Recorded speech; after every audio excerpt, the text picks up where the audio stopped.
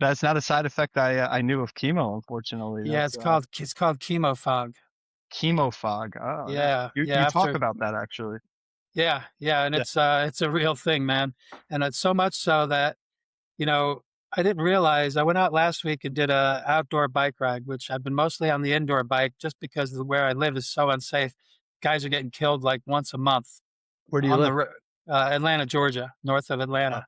yeah. It used to be okay up here in the suburbs, but now just, people and kids are just so stupid. There's no shoulder on the side of the road.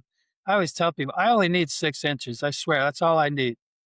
I'm not trying to take the whole road, but it's just too dangerous. So I've been mostly riding, especially with the chemo, riding on the indoor bike. And, between the chemo and my lack of time on two wheels outside, I lost some of my basic skills. So I was doing a little hairpin turnaround. I looked over my left shoulder to see if traffic was coming. When I looked back, there was a curb right there, and I had this slow speed crash. I didn't really care about hitting the ground, but I scratched up my Zip 404 carbon fiber front Oh, wheel, which just broke my heart. So I got to tune up my two, but that's part of the chemo fog is I can't really trust my reaction time. And on a bicycle, if you don't act quickly, you're going to be in a whole lot of trouble. it's always the smallest crashes that end up with the most significant damage, I right? think That's my ego was hurt more than anything, but people are driving. Are you okay? I was like, no, I'm not okay, but keep moving. yeah. There's nothing you can do for me. Move on. Yeah.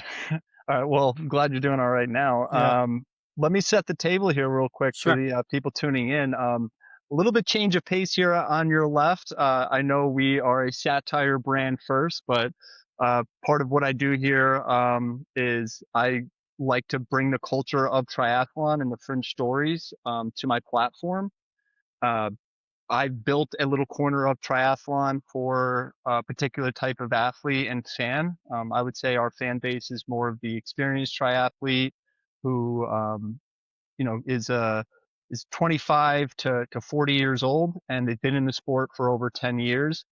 And they're kind of over the superficialness and, the gloaty, look what I've accomplished. And they're interested in more substance behind the people and hearing more about the stories that are a little bit under the surface, if that makes sense. So when you came across, my email, it was actually perfect timing because I feel like your book hit me at a very transitional time in my life.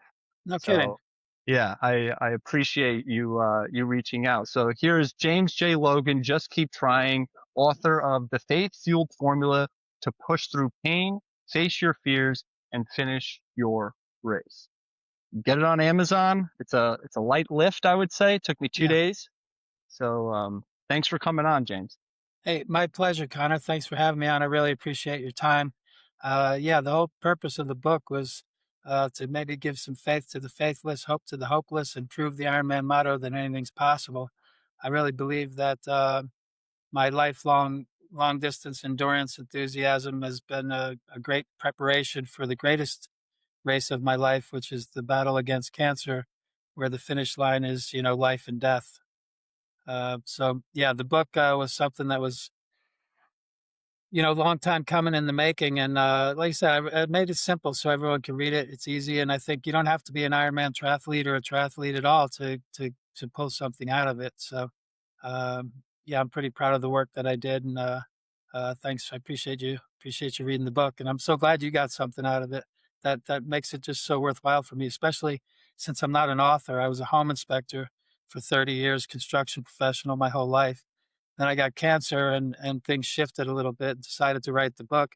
Having never done anything like that before, it was quite a daunting challenge, and I'm pretty proud of the results. So Yeah, I can't imagine writing a book is it's probably a big task. it was grueling. It was similar, it's kind of those similarities to the Ironman, but it took about a year.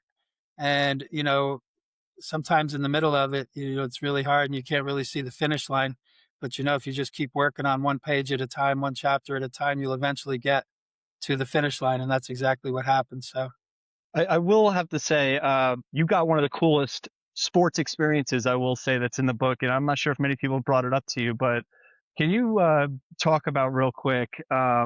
you're probably one of the few people to ever get to run a 10K in the Yeah, USSR yeah, and into a actual live soccer stadium yeah. match. So can you just talk about that real quick Yeah, I'm as a so glad you sports brought fan? that up because it was that was a pivotal memory in my life, and I had always looked up to my father as an athlete. He was a marathon runner, and he ran big races in London and Paris and Berlin, all over the world. And seeing him cross those big finish lines was always amazing to me. And when I had been just about at high school time, graduation high school time, senior year, my father invited me to go on this trip. There was a 10K race that his running group was doing over in Moscow, and said it was USSR at the time, so it wasn't an easy thing to get in and out. You had to, go on their airplanes. You go to the hotels, and they have monitors on each floor. They monitored your activities, coming and going. Newspapers had articles cut out of it. And I remember one experience over there in Moscow. They had just brought Coca-Cola to the country, and we have vending machines. Well, they had a vending machine there, and I figured I'd give the Coca-Cola a try. But rather than a can coming out, they just had a glass, and you'd put in your money, and the glass would fill with a little zero point 0.2 liters of Coke, and you drink it, and you put the glass back for the next guy. It's Oh, like, that's I was like, amazing. "There's no way I'm doing that." Who knows how many Russians have had their mouth on that. But yeah, the race was amazing, and I wasn't by any means going to win the race. I was 17 years old at the time, and my father and I had entered into the stadium because it ran around Moscow and it finished in the Olympic Stadium, the 1982 Moscow Olympic Stadium. I think it was 1980, excuse me, Yeah. uh, for the Olympic Stadium. But we were there 2 years later, and it just so happened as we were entering the stadium, they were also running a professional soccer match at the same time. So the stadium was full. As we entered the stadium, somebody scored a goal, and it felt like I was in the Olympics and I was about to win a gold medal. So, yeah, it's a really great memory that I have of That's that that's time. an unreal sports experience. As a sports fan, I'm jealous. And Yeah, yeah, yeah, especially being an American at that time. So going back to the book, what really motivated you to put this on paper to communicate? Because cancer has affected or touched everybody's life in one way. yeah. That's something I've learned. It had touched my life previous to diagnosis, but now when it hits you, it's much more personal, obviously. And as I entered into the cancer world, I had 59 and a half years, what I would call a charmed life. The time I was diagnosed, I was 185 pounds, almost 60 years old, single digit body fat, competing at Ironman level, not at your level, but I'm getting it done. For an old guy, I was in better shape than most of my son's friends. And to get hit with that diagnosis was quite a shock. And as I began to enter the cancer world, as I began to enter the cancer centers, the infusion rooms, you feel a heaviness, a despair, a hopelessness that is just thick in the room. And it's just not in my nature as an optimist, and just the nature of the way I kind of have my mindset was a little bit different. So I thought one of the ways I could be helpful would be to write a book and maybe offer some strategies that would help people navigate a terminal disease in a more meaningful, purposeful way, uh, so that you don't have to think about dying all the time. If your time is limited, you really want to focus on living and making the best of the time you have left, not so much how you're going to die or when you're going to die. That's interesting because you talk about it so like it's an easy thing to just turn your brain on to start thinking I with that I mentality. didn't come to this mentality. It's been 26 months. When I was diagnosed, they told me it was stage 4 colorectal metastatic, meaning that it had moved to another organ. In my case, it had moved to the liver. They gave me 6 months to 2 years to live, and the only option was chemo. There was no surgical options at the time because of the way my situation was. And now I'm 2 months past my termination date, my expiration date. So Nice. I like to say I'm in overtime. Not only am I 2 months past where they said I would live, but I'm also no evidence of disease. Again, second time in 27 months. So I've done 24 chemotherapy sessions, 5 radiation treatments, and then I've had numerous surgeries to include the removal of 40% of my colon, 60% of my liver, all of my gallbladder, all of my rectum, leaving me with an ileostomy on my stomach that I'll race with in Kona and hopefully reverse after the race. But we'll see. So during that whole time, I continued to train for Ironmans, not really knowing why I was doing it. People would ask, "Why are you doing this?" There's no reasonable expectation that you could do well or even consider finishing. And I kept saying, "I don't know, I just feel like I have to just keep trying." And that's where the title of the book came from.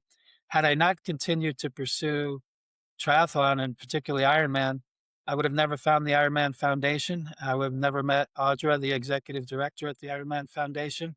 When I signed up for Ironman Florida, I signed up for the foundation for the first time, helped them raise $10,000 for that race, got to meet some people. They were inspired by my story and invited me to compete in Kona, which is a lifelong dream of mine.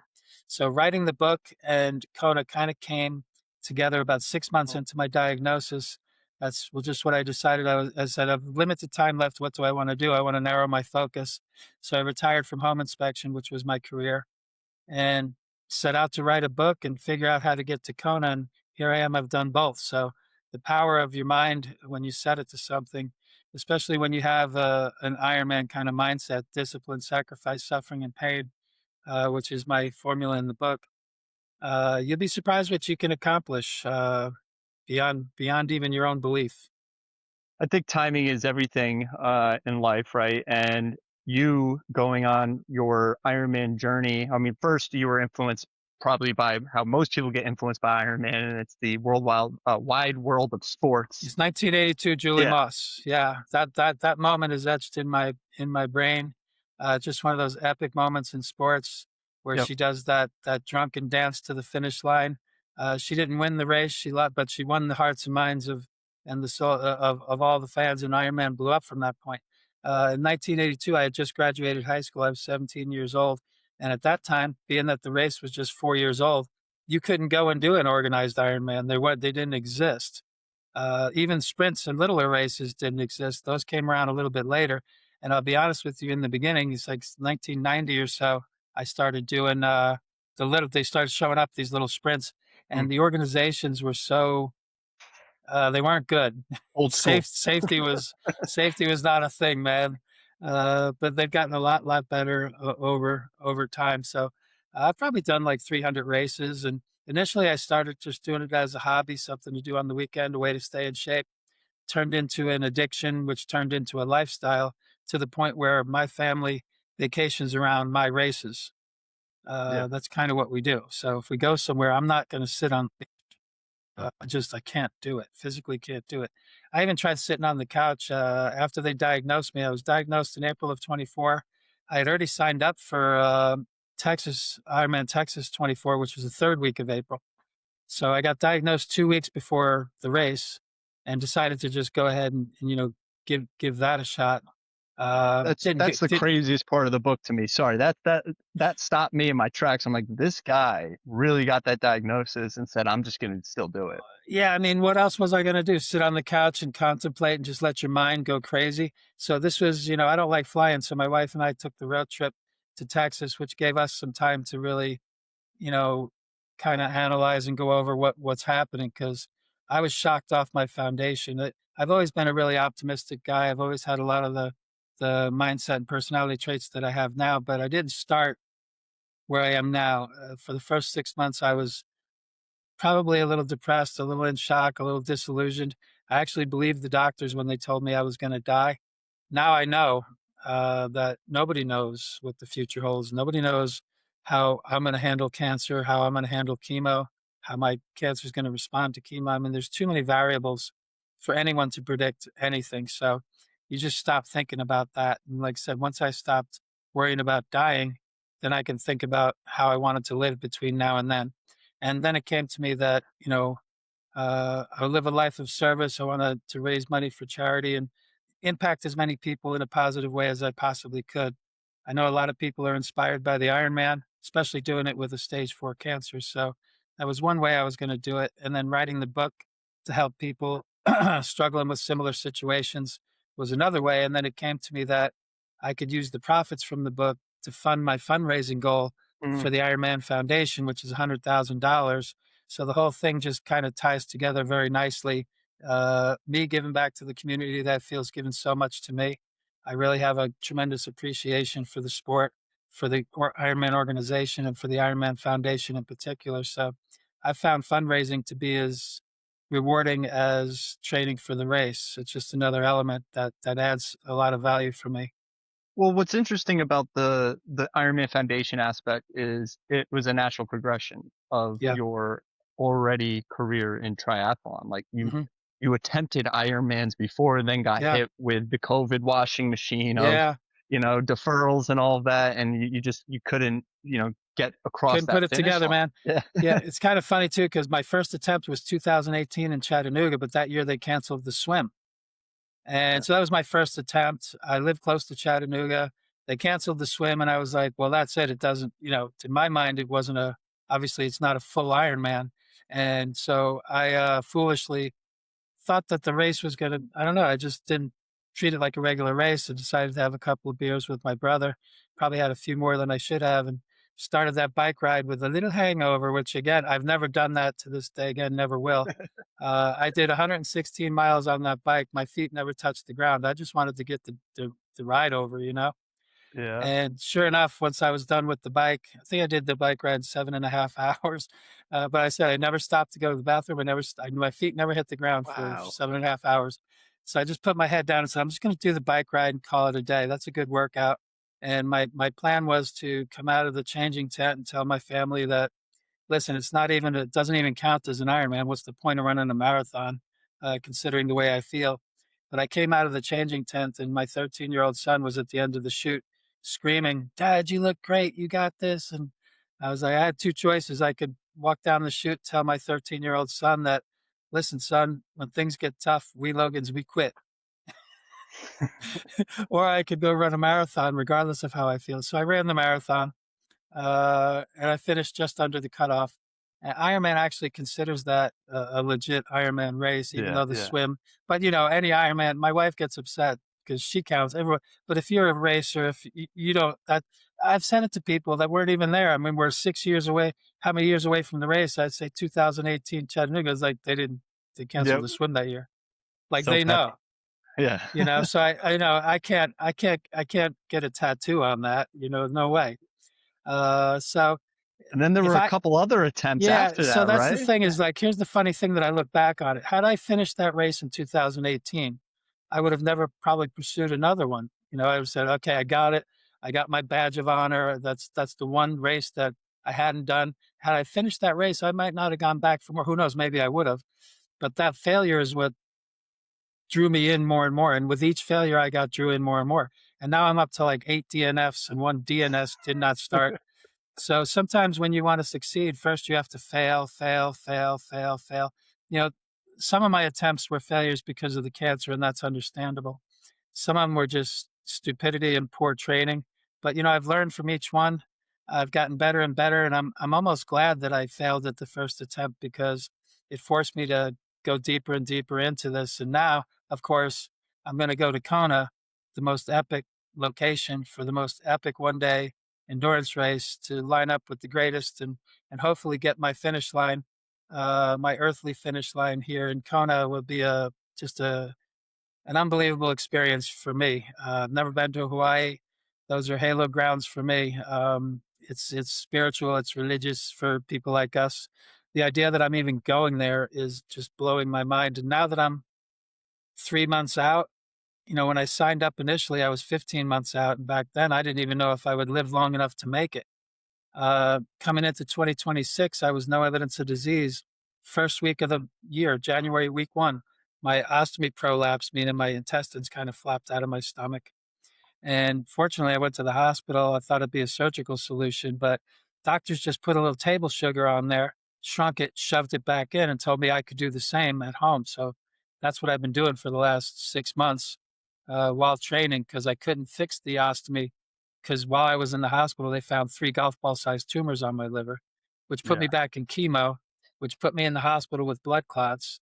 And while I was in the hospital dealing with that, they told me I was no evidence of disease. So what looked like complete disaster turned into a pretty good scenario, and it leaves me with 3 months to hopefully get to this finish line. So And I managed to train through the first 5 months of the year too, regardless of the chemo and all the other stuff. So And you I'm not in talk terrible about shape. how that probably was the hardest part because of how optimistic you were with the Yeah, cancer-free diagnosis, and then all of a sudden you're in the pool one day yeah, and you drive yourself to the emergency yeah. room and you say you're just sitting there, and that was probably, you said, one of the lowest points of this whole journey, right? Yeah, and I know it's hard for some people to understand why a race would matter so much to me, but it does. Yeah, I just want to finish this thing. I've been in it for so long, and obviously, as an athlete and a competitor, people like us understand it more so. Like, why would that matter so much when there's so many other more important things? Well, it does. It matters to me, and these what I initially saw as setbacks, all these medical issues, or I saw them as setbacks or things that are preventing me from getting to Kona. And then my mindset shifted when I got the no evidence of disease most recently. I thought, wait a minute, maybe these things aren't meant to prevent me. Maybe they're meant to prepare me. By the time I get to Kona, everything that I've been through over the previous 30 months, once I'm in Kona, it'll be 30 months from diagnosis. There's pretty much nothing that can happen in 17 hours that I haven't been through in the previous 30 months. There's no pain and there's no suffering that'll be greater than good point. all the stuff that I've been through on top of the training because I've been, right now, like yesterday, I had a really good interval run where I'm kind of back on my numbers where I'm supposed to be. My scores are getting kind of back where they're supposed to be. So my spirit is buoyed as far as my fitness. And I don't need to be fast. I just need to be under 17 hours. So Well, if we know the spirit of the Big Island, you're definitely gonna get thrown some curveballs, but yeah. I Well, think that it's happens in every race. It's like you yeah. prepare all you want. The things that happen in the last race are not going to happen in the next race. There's just I've had so many stupid things happen to me. When I first got my new bike, my good bike with all the batteries and all this, electronic shifting, and I was old school for the longest time. First time out, first Ironman bike run, I had a battery die because I didn't know I had two Mm. batteries. The guy's like, "Your battery's dead." I was like, "Which?" I said, "I know, I charged it." He goes, "Well, there's two." I was like, "Damn it!" So I had to do the whole race in the big ring. Uh, it's always little stuff like that. So Classic. I just have to pray for a mechanical free day and light winds, great, maybe a gray overcast day, no Yeah, right. humidity, And a light winds, tailwind coming back from 5B. tailwind the whole time, tailwind both ways. Now I'll be looking for some divine intervention. I'll need a little help, but Well, reasonably, if you think of it, reasonably, if I can be out of the water and onto my bike in 2 hours and then off the bike in 7.5, 8 hours, then I've got 6.5, 7, 8 hours to do a marathon. I should be able to pull it off where well, I'm the at good now, news as long as I don't have any, obstacles. So, the good news is you're part of the content schedule, so you'll definitely probably have some support next to you. So oh worst comes to yeah, worst. yeah, I've got the Ironman Foundation behind me 100%. Yeah, I'm working with Jill Bartholomew at Be Fierce Multisport. She's doing the training aspect of it. okay. And right now, I just had a surgery recently to fix this prolapsing ostomy, which we couldn't fix because of the tumors. Well, now I'm pretty much 100% right now. I am going back on chemo on Monday just to maintenance dose, just to keep the tumors from coming back. But, if I can get a good couple of months here, I can get some good training in. I think it'll be good. So, and now I'm at that point where I know I just need to do what's in front of me for today. If I keep doing these workouts, if I keep nailing these training sessions, I'll be okay when I get there on October 10th. But it's hard not to look ahead.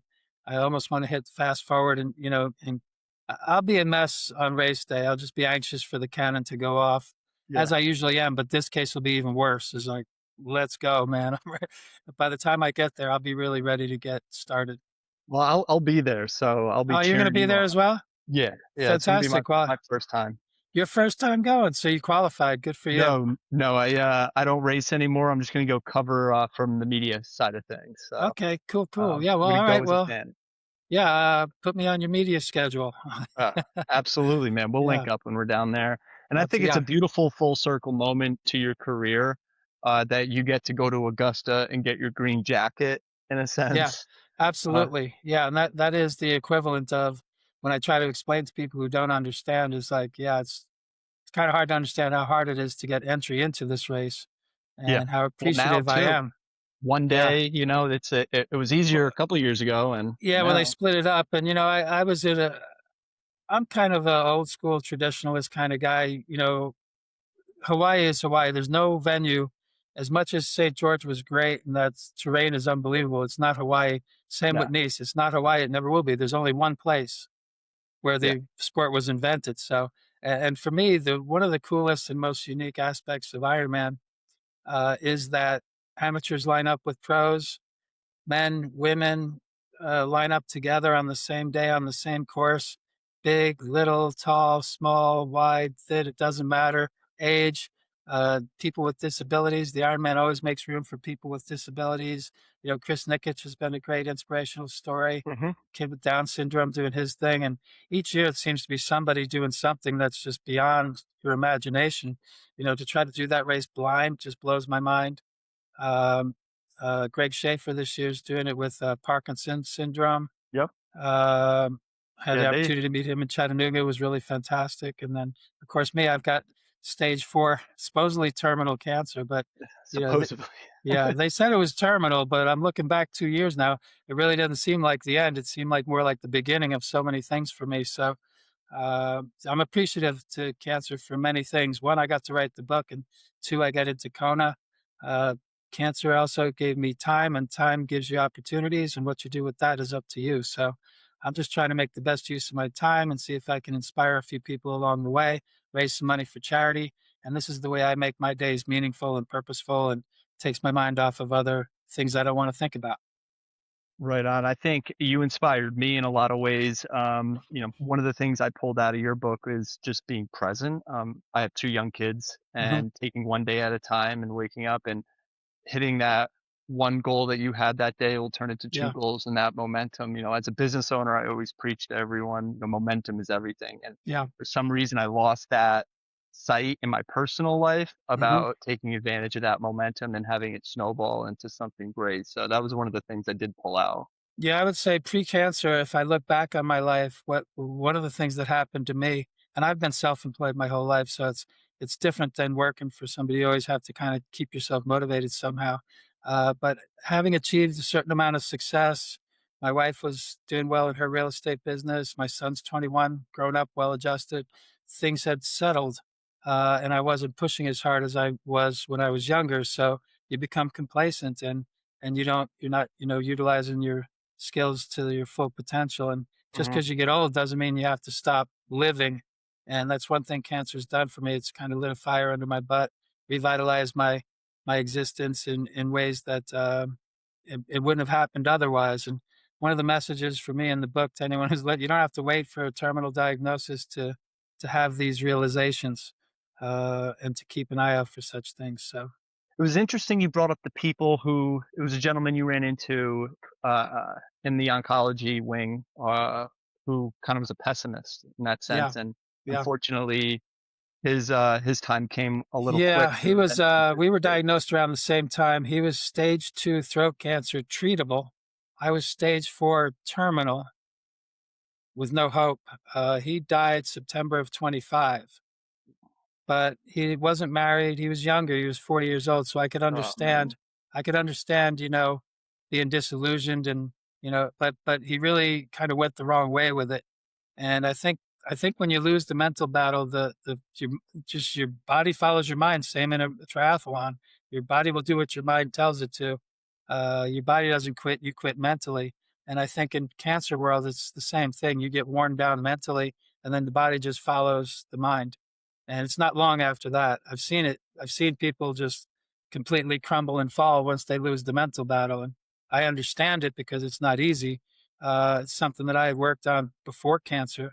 So when I entered into the cancer world, I was really peaking physically, mentally, spiritually. I was okay financially. So I was really already a pretty strong individual. And I always tell people now, it's like, other than the cancer, I'm perfectly healthy. I don't take any prescriptions. I don't have a single prescription that I take because my blood pressure, my organ function, everything else is perfect, That except for the stupid cancer.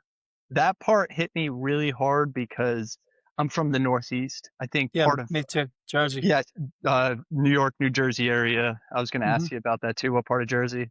Jersey City. Oh, nice, nice. So Yeah, right there. My dad's from yeah, Fort Lee, yeah, Hackensack area. I grew up yeah. in Orange County though, New York, but Okay.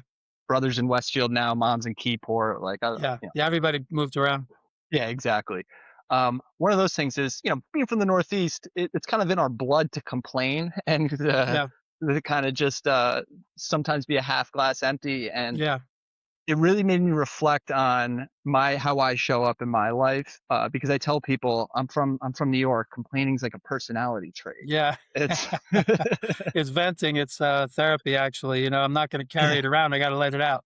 exactly, exactly. Because somebody brought it up to me, they're like, "Dude, you complain a lot." I'm like, "I know." Like, So I'm the one thing sorry. I appreciate from people from our area is you're gonna know what they're thinking. They're not gonna they'll Yeah, tell you. yeah, yeah, 100%. Um, Going to more of a serious topic with you facing your own mortality. Yeah. Um, Nothing too heavy, but I'm curious because if you can see behind me, psilocybin has been a huge influence in me and my wife's lives. Mhm. And there's tons of people that we come across. It's my wife's profession is Really? to provide therapy for people if they're trying to get off pharmaceuticals, dealing with Yeah. I've seen a lot of depression. this stuff with the PTSD, a lot of soldiers. I haven't delved into it deeply, but I know that a lot of people are doing a lot of really good work with that. Yeah, and I was going to ask you that. Has anyone ever, during that time, was that ever something that came across your desk? Is that No. something that the doctor or anything No, talked about? certainly not the doctor, the my doctor told me initially that I could basically have whatever I want, being a terminal patient that if there's a symptom or a side effect that we can medicate it, and there's no limit to what we'll give you. So I said, "All right, well, my initial issue was fatigue, and it still is. Fatigue's one of the worst side effects of chemo, and that's one of the hardest things to overcome with training. So I can still do long rides and big workouts, but I don't recover as quickly, and that's one of the harder parts. So I did a little research, and I went to my doctor, and I said, I want Adderall.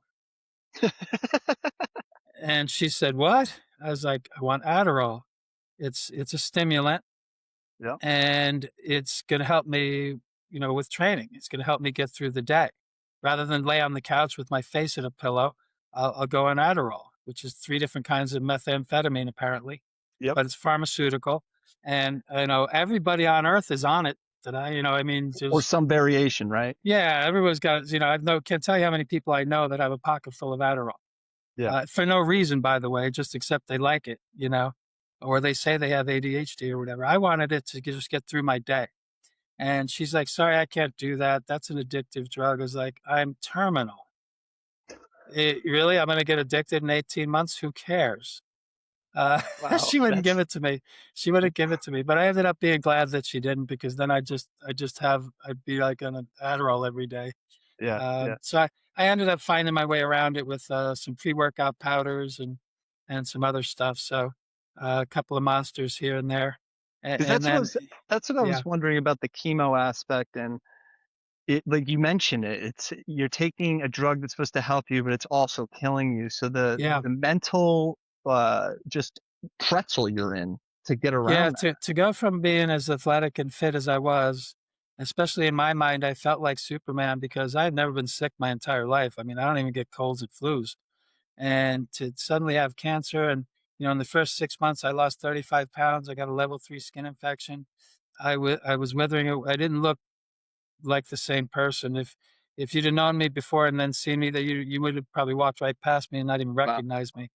And that was hard mentally because especially as a man, your ego, a lot of that was based on my physical fitness, and just to lose that, it was really difficult. But then I just I kept trying. Obviously, that's part of the title. Even though I didn't know why I was doing what I was doing, I just had to fight my way back. And each time I've lost 20, 30 pounds several times and gained it right back, with protein shakes and weightlifting and continuing to train. Some sessions are better than others. Some are just horrible, but I do them anyway. Uh, but one of the things I find is whenever I'm training, it makes all the other stuff go away. So if I'm out on my bike, I'm not thinking about cancer or even feeling it. I'm enjoying the hell out of the bike ride. And now I enjoy these training sessions more than ever before because you never know, literally, you never know which one might be your last time. You know, and I was curious, race. So I like to ask a lot of older guys, you know, did you know your last race was your last race? Did you know your last Ironman was your going to be your last one, or did it, you know, did you not realize it? So each race I get into now, I always say to myself, you know, there's going to come a day where I can't do this anymore, but today is not that day. So you really appreciate the fact that you're able to do it, and you never know when the day comes that you're not able to do it. And I've learned that when I'm down and when I was in the hospital and when I can't train, it's awful. And Yeah. the idea that you might not be able to get back to it. So when I go to a race now and I get around what I call my people, all my triathlon people, it's just such a good feeling just to be there. And I know initially for me and for a lot of us, it's all about the finish line. Once I got cancer, it became more about getting to the start line. I just wanted to get back to another start line. I don't want my last race to be my last race. And that's like I can't imagine, just waking up every day and having that, linger, in Mhm. the background. It's not something because it just I can't relate to it. So Yeah, it's a difficult thing to, and you know, I like I said, I struggled for the first 6 months to, you know, to get my head together yeah, yeah. and wrap. But now I have this, you know, ultimate confidence. I'm beyond my expiration date. I'm going to Kona. I wrote a book. I figured out how to thrive regardless of the diagnosis, regardless of the treatments. And you know, people seem inspired by it. A lot of people are encouraging me to keep doing what I'm doing, which encourages me to keep doing what I'm doing. And it, And I'm it puts getting things in. more, yeah, I'm getting more out of it than I'm putting into it. The feedback that I get, even you saying you read the book and it's going to help you focus a little bit more in your personal life, is like that's the whole reason of writing a book, is that it helped you in a way, and that's, to me, is what a great feeling that is. Well, in such an ego-driven sport, if people don't want to admit it or not, I mean, it's an ego sport. It really puts things in perspective and what really matters. And going back to that 6 months after you're diagnosed, you did some end of life affairs, Yeah, or started to do that, yeah, and you started to have discussions with people. You kind of said, "Listen, if you want to, or no, I want to say whatever I need yeah, to say to you." And yeah. part of me wants to make a joke here because it's on brand for us. But Go was for it. there was There's there not, yeah. anybody was there anybody that you didn't have that discussion with that like came to you and was like, "Hey, dude, where's our What end of about life me? What about discussion?" me? Yeah, Not really. I've been, you know, a little bit humbled by the fact that over my many decades, I have a lot more friends, loyal friends, than I really thought when I got diagnosed. So many people that I hadn't talked to in a very long time came out with such, you know, heartwarming well wishes and prayers, and the love and support was overwhelming. And I said, humbling, really. Uh, you know, that I had that much support. And I had people, you know, that I hadn't spoken to in 10, 15, 20 years telling me that I did or said something that was meaningful to them and changed their life in a way, which again encouraged me to write the book. Um, you know, I've had a lot of those thoughts. So everything that's in that book is, I unintentionally lived it but didn't define it. So when I decided to write the book, I just looked back on the way I lived my 30 years or whatever, and then defined it in a way. So I didn't grow up with you know, discipline, sacrifice, suffering, and pain in my head the whole time. That's a label that I put on it, looking back on how I approached my life. It was just a natural thing that I did. So I'm naturally optimistic. I don't believe in a half full glass. I believe in the glass overflowing. I like an mm. overflowing glass. I think So, that's contagious. I think it's rubbing off on me.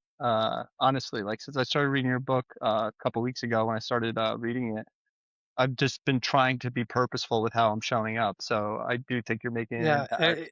break it down into just, you know, what's important, what makes a good day, and if you can figure out what a good day looks like, and then you can have a good day and then duplicate that, you'll have a good life, because we only get one day. You're born on one day, you die on one day. The one day is today. You never can go to tomorrow. Yesterday's gone. But if you put a bunch of, you know, you can't really have a happy life, but you could have a happy day. If you have a bunch of happy days, then you'll have a happy life. Kind of like me, I don't get to choose how I die, but I do get to choose how I live, which in a way is choosing how I die. Yeah, that's a powerful message, man. I don't know how else to say Well, when that. I die, here's the thing is I don't want a bunch of people sitting around talking about how I died of cancer. I want them talking about how I lived with cancer. That's interesting. So that brings me to a point. My stepfather had a stroke and a series of strokes, which ended his Mm, life. And right before we he got out of the car, I dropped him off at the hospital before I went to park. He wanted to walk himself in the middle of that whole into both episodes, in the middle of both episodes, I should say. right, right. So he was like, "Drop me off. He's NYPD detective, Yeah, 20 years okay. clean, just Tough tough as guy. nails, Yeah. tough." And he said to my brother on his deathbed, "If I kick the bucket, take care of my fucking tools." And I was like, That's great stuff. Yeah, yeah, that kind of mentality yeah, is just admirable. And I tried to bring that into, my life every day. And because it happened yeah. 15 years ago, you kind of lose the perspective of all that. So I Mhm. think this rekindled a lot of those emotions. Yeah, And especially me being a father now, I can't tell you how appreciative that you reached out to me. And yeah. not And many people reach out to me to do stuff like this, so thank I'm you. getting. I just gave me the tingly bumps when you mentioned your sons because the driving force behind pretty much everything that I do since my son has been born is raising my son. I spent 21 years trying my best to teach him how to be a man, and the last lesson any parent will teach their child, if you're lucky, will teach him how. I have to teach my son how to die with some dignity and how to face a terminal disease with meaning and purpose and courage and faith and all those things. So. Um, I know that he's watching everything that I do, and this is the most important lesson I'll ever teach him along the way. So that's always the main focus is that he's watching, and that I have to set that example for my son. What was the quote in here? You said, "I'm not teaching my son how to die, I'm teaching him how to live. That's my final lesson." Was that it, or Yeah, did I get that mixed up? it's that's close enough. Yeah, yeah. So yeah, Yeah. I again I credit Iron Man. In particular.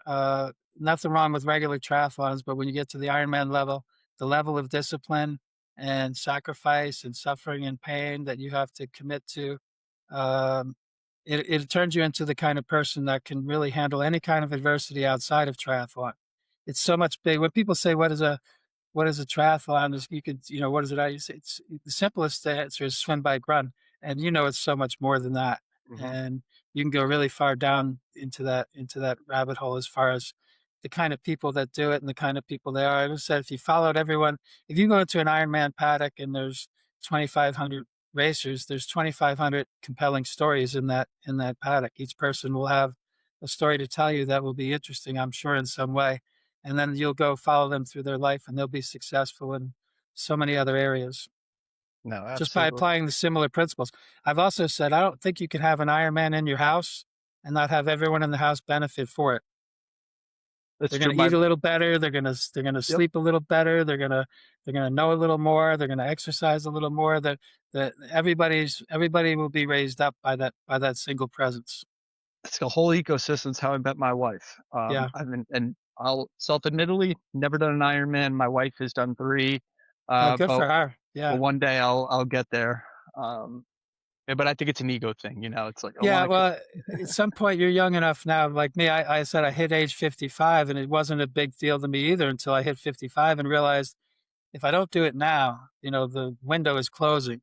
So I figured, let me just get this off my table. And sure enough, here I am, 10 years later almost, still struggling with it. But it's kind of funny in pursuit of the finish line. We talk about this in the book a little bit.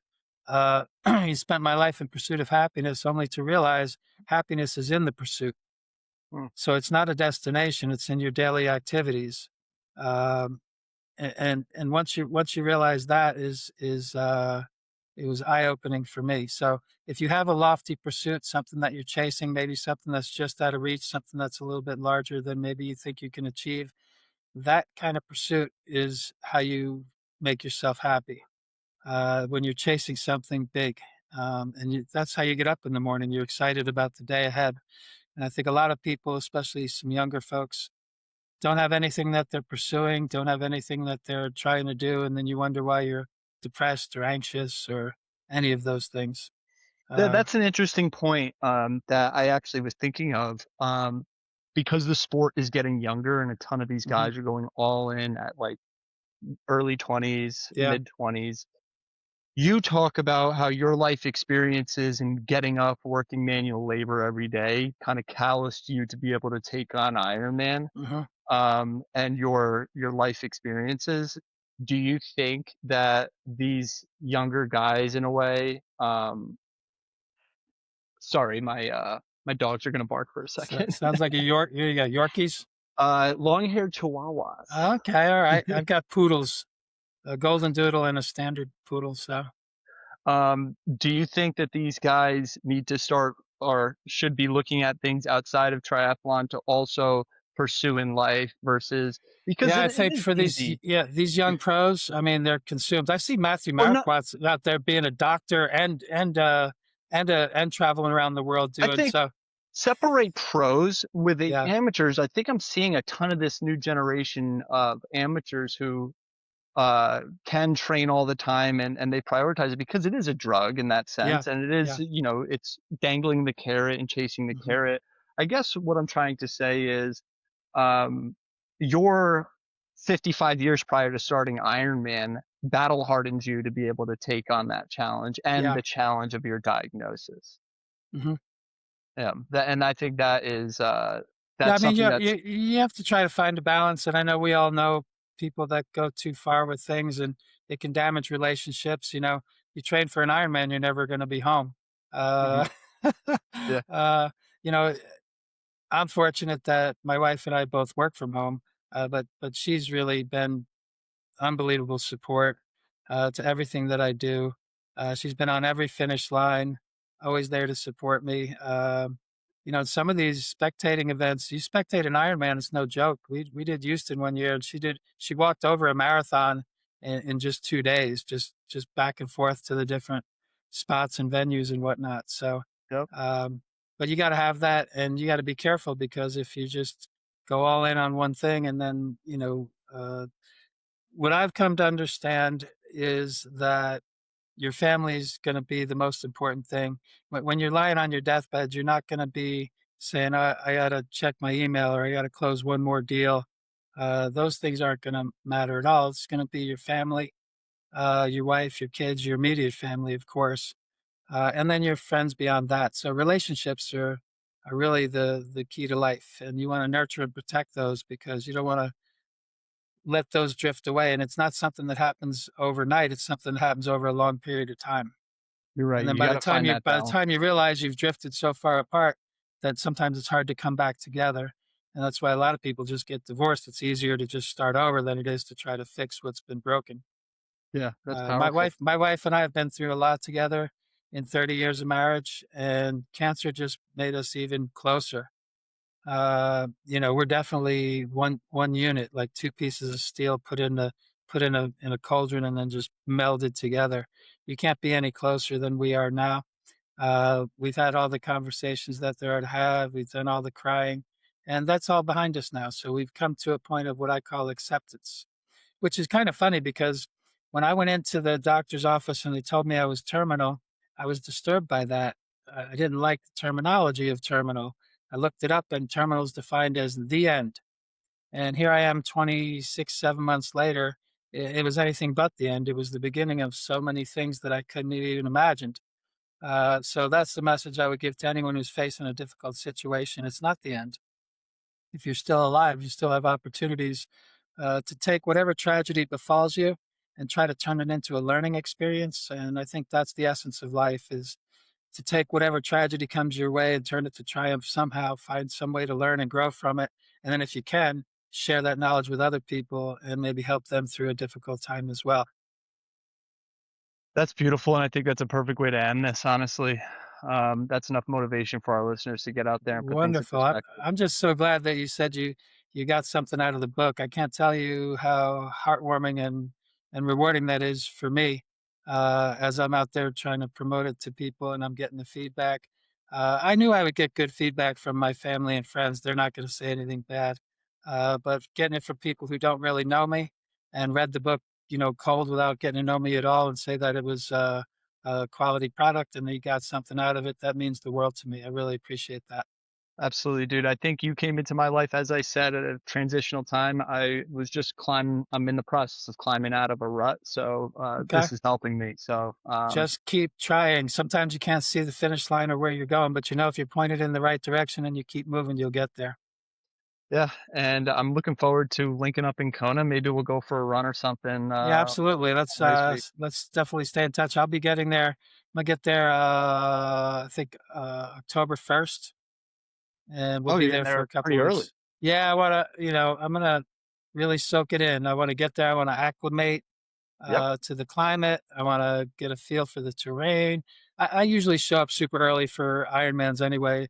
I don't like showing up last second and being all frazzled. So I'm usually the first one to pick up my bib number. Nice. You know, Type A, man. yeah. So, but I'm really looking forward to it. I got my fingers crossed for a good couple of months of training. Really appreciate your time, and I look forward to meeting you in Kona. Likewise, Shem. Thanks a lot. And for everybody listening, just keep trying the faith and fueled formula to pain, push through pain, face your fears, and finish your race. James J. Logan. Get it on Okay. Amazon. Good price point. Heavy, light lift for a read. So thank you, Jim.